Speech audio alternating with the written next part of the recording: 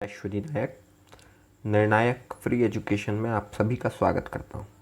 आज का हमारा टॉपिक है इंडियन इंडिपेंडेंस एक्ट ऑफ 1947। ये बहुत इम्पॉर्टेंट एक्ट है क्योंकि ये ब्रिटिश एम्पायर के ने जो हमारे लिए बनाया वो लास्ट एक्ट है। इस एक्ट में हमारे लिए कॉन्स्टिट्यूएंट असेंबली, हमारे फ्री डोमिनियन, ये सारी चीज़ों के प्रोविजंस किए गए हैं और partition of India and Pakistan. इस एक्ट को बार बार रिवाइज़ कीजिए, इसके पहले की सारे एक्ट को रिवाइज़ कीजिए क्योंकि इसके पहले के जितने भी एक्ट हैं वो भी बहुत इंपॉर्टेंट हैं। उनसे भी हमारे इंडियन कॉन्स्टिट्यूशन में बहुत सारी चीज़ें होती हैं। मेरा आप सबसे बार बार रिक्वेस्ट है, इसको रिवीजन करते रहिए। साथ ही साथ टेस्ट सीरीज़ ज्वाइन कीजिए ताकि आपको चीज़ें याद हो सकें। तो चलिए हम आज के टॉपिक के लिए चलते हैं। Indian independence act of 1947। Hello friends, कैसे हैं आप? आशा करता हूँ कोरोना में सभी लोग ठीक होंगे। हालांकि लॉकडाउन 4 चल रहा है जो बाकी के तीनों लॉकडाउन से थोड़ा सा इजी है, लोगों के लिए आसानी है, पर फिर भी पढ़ाई तो बाहर जाकर के हम इंस्टीट्यूशंस में कर नहीं सकते, तो हम अपनी स्टडीज़ को कंटिन्यू करते हैं। आज का हमारा टॉपिक है इंडियन इंडिपेंडेंस एक्ट ऑफ 1947। पर हमेशा की तरह हम लास्ट लेक्चर को एक बार रिवाइज़ कर लेते हैं। हमारा लास्ट लेक्चर था government of India act 1935। Government of India act 1935 24 जुलाई 1935 को रॉयल असेंट दी जाती है। 26 जनवरी 1950 तक को ये रिपील कर लिया जाता है।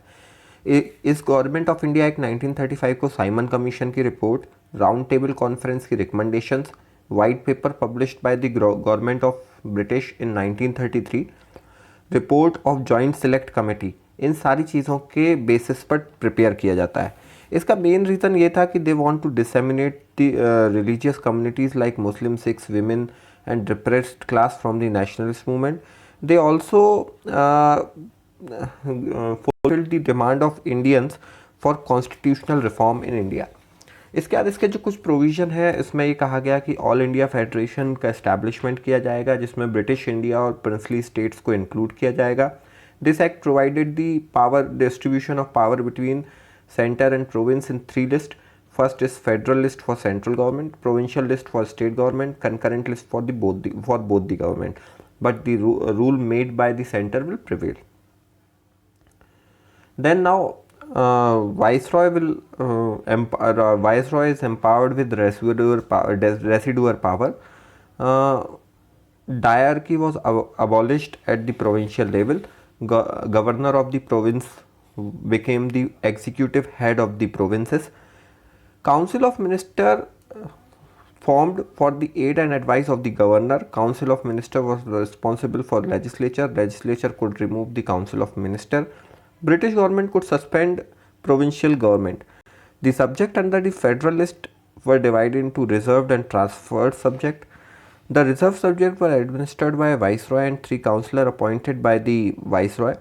They were not responsible for legislature at all. Reserved subject includes defense, affairs related to church, external affairs, press, police, taxation, justice, power and tribal affairs. Transfer subjects were administered by the Viceroy and its Council of Ministers. Their Council of Ministers had to act in the confidence of legislature. Transfer subjects include local government, forest, education, health, etc. Viceroy can interfere in the transfer subject also. Legislative Council at central level renamed as Federal Council. Both the houses had representatives of princely state nominated by the Viceroy. The tenure of the Federal Council becomes 5 years. Separate electorate was awarded to women and depressed class. Bicameral legislature was introduced in some provinces like Bengal, Madras, Bombay, Bihar, Assam and United Province. Federal courts was established at Delhi to resolve the dispute between the provinces and the center and province. Federal court was established with 1 Chief Justice and other 6 judges. Indian Council was abolished. Secretary of State for India was instead had team of advisor. वहाँ से Indian council को abolish कर दिया गया, उसकी जगह से उनके लिए एक एडवाइज़र की टीम अपॉइंट कर दी गई. This act introduced direct election in India for the first time. Sindh was carved out from the Bombay Presidency. Bihar and Odisha divided into two parts. Federal Railway Authority was established, जिसको हम Indian Railways का head office जानते हैं. This act provided the establishment of Reserve Bank of India.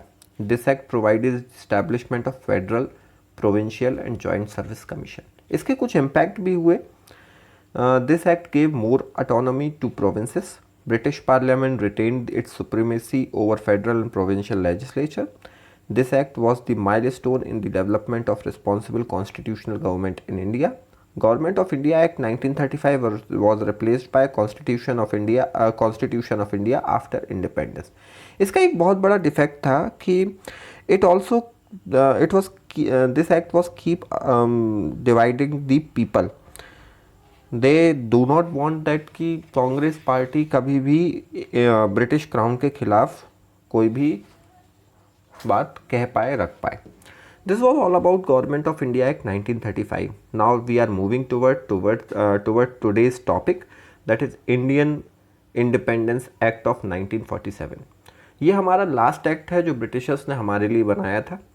ये important act भी है. इसके बाद जो भी एक्ट बनेंगे वो हमारे लोगों ने, हमारी पार्लियामेंट ने हमारे लिए बनाए. इसके जो हमने इसको भी कुछ सेक्शंस में डिवाइड किया है. पहला सेक्शन जो है वो बैकग्राउंड सेक्शन है. बैकग्राउंड सेक्शन में हमने देख रहे हैं कि इंडियन इंडिपेंडेंस एक्ट ऑफ 1947 जो है वो ब्रिटिश पार्लियामेंट ने बनाया था for the partition of British India. इसको रॉयल असेंट 18 जुलाई 1947 को दी गई. यानी 1947 में वहाँ के ब्रिटिश क्राउन ने इसको रॉयल असेंट दे दी कि हाँ इसका डिवीजन किया जा सकता है. We also know this as Mountbatten plan of partition. Status of princely state, the provision which is made for the status of princely state, that either they will go to India, they go with India or with Pakistan, or they can remain separate and make their own nation. This known as Dickey Bird plan. Jawaharlal Nehru opposed this plan and said it would lead to balkanization of the country. So this plan also known as plan Balkan. इनको आप याद रखिएगा. Dickie Bird plan, ये word याद रखिएगा. Plan Balkan याद रखिएगा. Mountbatten plan याद रखिएगा. नॉर्मली ये तो लोगों को याद रहता है, लेकिन Dickie Bird plan, plan Balkan, ये सारी चीज़ों को हम प्री में कई बार पूछा जा सकता है. इस एक्ट को बनाने के कुछ रीज़न थे. उन रीज़न्स की तरफ हम चलते हैं. पहला रीज़न तो ये था कि उस समय के जो यूनाइटेड किंगडम के प्राइम मिनिस्टर थे उनका नाम था क्लेमेंट एटली. इसको भी आप प्री में पूछा जाता है. उन्होंने कुछ अनाउंसमेंट की. उन्होंने कहा कि 30 जून 1948 को हम इंडिया को full fledged government, self government provide कर देंगे. जो प्रिंसली स्टेट्स का फ्यूचर होगा वो अपना क्या करेंगे, वो डिसाइड कर लेंगे ट्रांसफ़र होने के बाद. इसके बाद जो अगला रीज़न था, ये बहुत बड़ा सा एक स्टेटमेंट है. इसको मैं एक बार आपके लिए पढ़ देता हूँ. Attlee wrote Mountbatten on 18th March 1947. It is of course important that the Indian state should adjust their relation with the authorities to whom it is intended to hand over power in British India. But as was explicitly stated by Cabinet Mission, His Majesty's government do not intend to hand over their powers and objection under the paramountcy to any successor government. It is not intended to bring paramountcy as a system of conclusion earlier than the date of final transfer of power.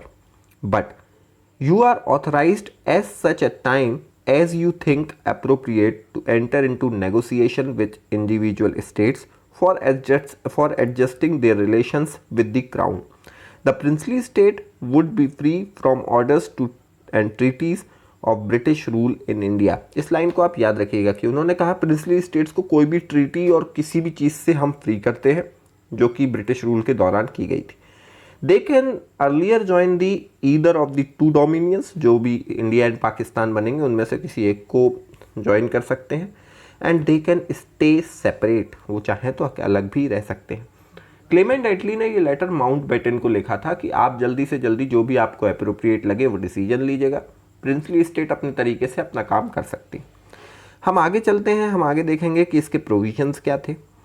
सबसे पहला provisions की जब हम बात करते हैं इसको हम 3 जून प्लान के नाम से भी जानते हैं। ये देखिए यहाँ लिखा हुआ है 3 जून प्लान, जिसे हम माउंटबेटन प्लान के नाम से भी जानते हैं, आपको मैंने ऊपर बताया था। 3 जून प्लान प्रपोज्ड, उन्होंने कुछ चीज़ें British government proposed. First, partition of British India, जितने भी ब्रिटिश पोर्शन में, जितने भी इंडियन पोर्शन में ब्रिटिशर्स रूल किया करते थे, उसका partition 2 parts, India and Pakistan. Successor government would be given dominion status, जो भी सक्सेसर गवर्नमेंट होगी इंडियन एंड पाकिस्तान में, उनको डोमिनियन स्टेटस दिया जाएगा।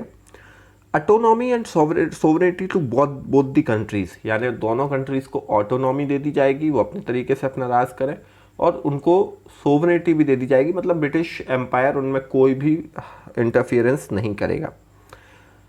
Can make their own constitution, वो अपना कॉन्स्टिट्यूशन खुद बना सकते हैं, जिसके बाद इंडिया ने अपना कॉन्स्टिट्यूशन बनाया।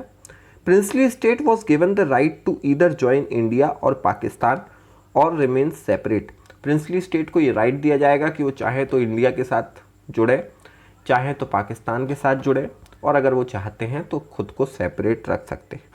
Provinces can become a separate nation other than India and Pakistan. अगर प्रोविंसेस को लगता है कि वो खुद को अपना चला सकते हैं, खुद को नेशन के रूप में खुद को एडमिनिस्टर कर सकते हैं, तो इंडिया और पाकिस्तान से अलग रह करके एक सेपरेट नेशन बना सकते हैं। अगले जो हमारे प्रोविज़न हैं वो बताते हैं, उन्होंने कहा कि जो भी इंडिया और पाकिस्तान जो नए 2 डोमिनियन बनेंगे, ये डिवीज़न इसमें इसके एक प्रोविज़न के रूप में बताया गया। Division of province of Bengal and Punjab between the 2 new countries. हमको याद होगा कि जो पाकिस्तान है उसमें पंजाब और सिंध का कुछ पार्ट पाकिस्तान में है, कुछ पार्ट इंडिया में है।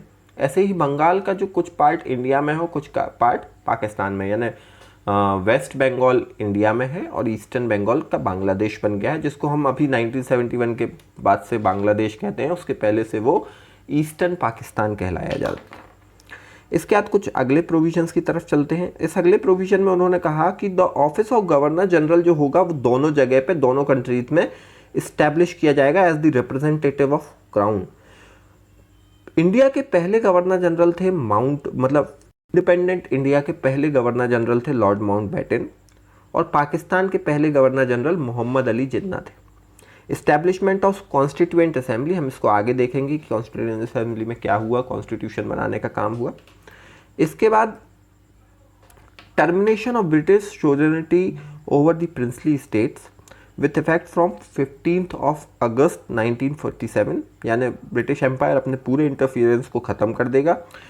Both the state would remain independent either with the dominion और दे विल स्टे सेपरेट।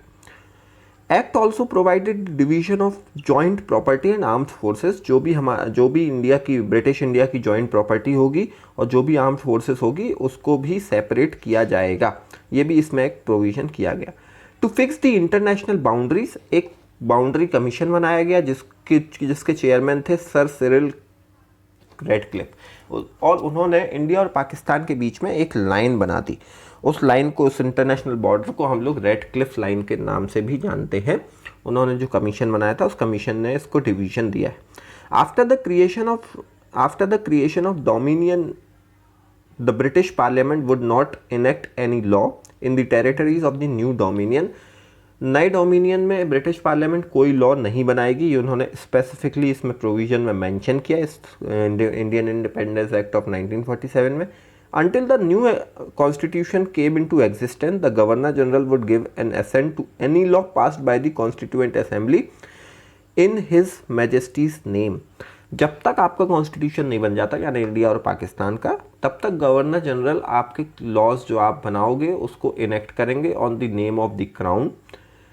उसके बाद आप अपना काम खुद कर सकते हो। ठीक, 1950 के बाद तो हमारा कॉन्स्टिट्यूशन खुद ही आ गया, उसमें गवर्नर जनरल की पोस्ट को अबॉलिश करके हमने उसकी जगह गवर्नमेंट प्रेसिडेंट ऑफ इंडिया बना दिया। इस एक्ट के कुछ इम्पैक्ट हुए। पहला इम्पैक्ट तो ये, governor general became the constitutional head till the completion of constitution of India, और we can say implementation of constitution of India. Emperor of India जो वर्ड आया था, उस वर्ड को कंप्लीटली अबॉलिश कर दिया गया, यानी इसके बाद से ब्रिटिश क्राउन इंडिया का एम्परर नहीं होगा, ऐसा बता दिया गया। इसके कुछ डिफेक्ट। डिफेक्ट्स ये हैं, एक बहुत बड़ा डिफेक्ट है जिसको हम सारे लोग जानते हैं, जो हमारे लिए दर्द का कारण है, पर डिवीज़न ऑफ इंडिया, यानी कि जब हमारे देश का डिवीज़न हुआ, ये हमारे लिए बहुत दुख की बात है।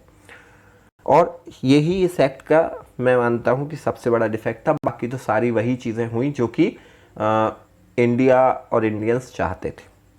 इसके बाद इस एक्ट के पहले ही 1946 में हमारी 11 दिसंबर को 9 दिसंबर एंड 11 दिसंबर 1946 को एक, आज का एक्ट यहीं पे फिनिश हो रहा है।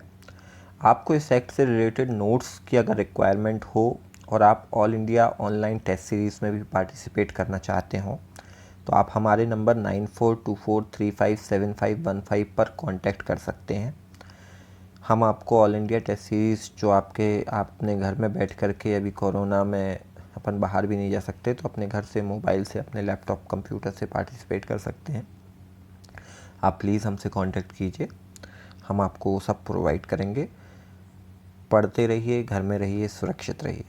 थैंक यू, अपना ध्यान रखिए।